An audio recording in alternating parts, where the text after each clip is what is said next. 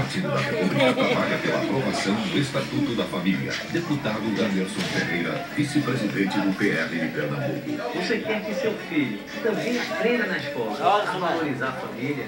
Você quer que processos na justiça, que põem em risco a sobrevivência financeira da família, tramitem com agilidade? Esses são alguns desafios do Estatuto da Família. E o PR trabalha pela sua aprovação. Essa é a nossa luta. Essa é a nossa bandeira. PR.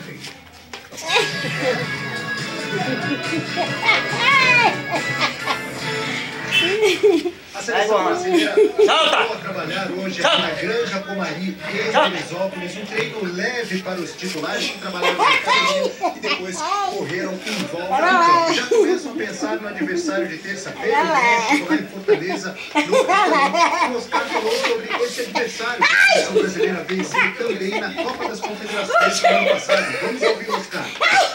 É difícil encontrar diferença. Com certeza vai ser um jogo tão difícil como foi nas confederações.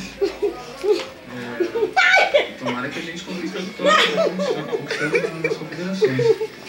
Hoje à tarde, inclusive, o técnico Luiz Felipe Scolari esteve reunido com o Roque Júnior, um dos observadores da seleção brasileira. Roque Júnior, que assistiu a Camarões e México, ontem já trouxe as informações do México para o Felipão. Terça-feira, Brasil e México, mas daqui a pouco, às 7 da noite, Inglaterra e Itália ao vivo na tela da Globo com o Galvão Bueno. Globo e você na Copa 2014.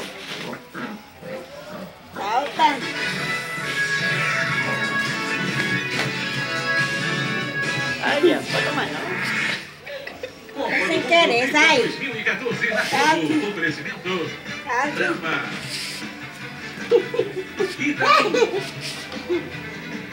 Batom.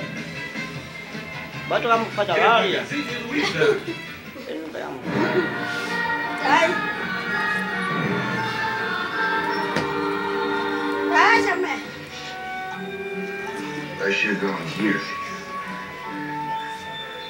seu pai vai sentir muita falta da ajuda que você dá pra mim aqui na vida. Tá bom, leva aí. Não faz isso não. Olha esse trombadinho pra lá. Isso você diz hoje. Destruidor. Amanhã, quem é que vai saber? Ai, Entendi, não. Vai chegar um dia, ai! alguém vai descobrir Que toso. as pessoas de moça que você Vai, vira ele pra lá, vai, Rafa. Tá vai bom. acontecer. Vai, menino. Vai Vai, ser vai, perdido. vai. Tá bom, vai. Vai, ele tá mordendo. Não vai mais nunca. Porra, Jesus.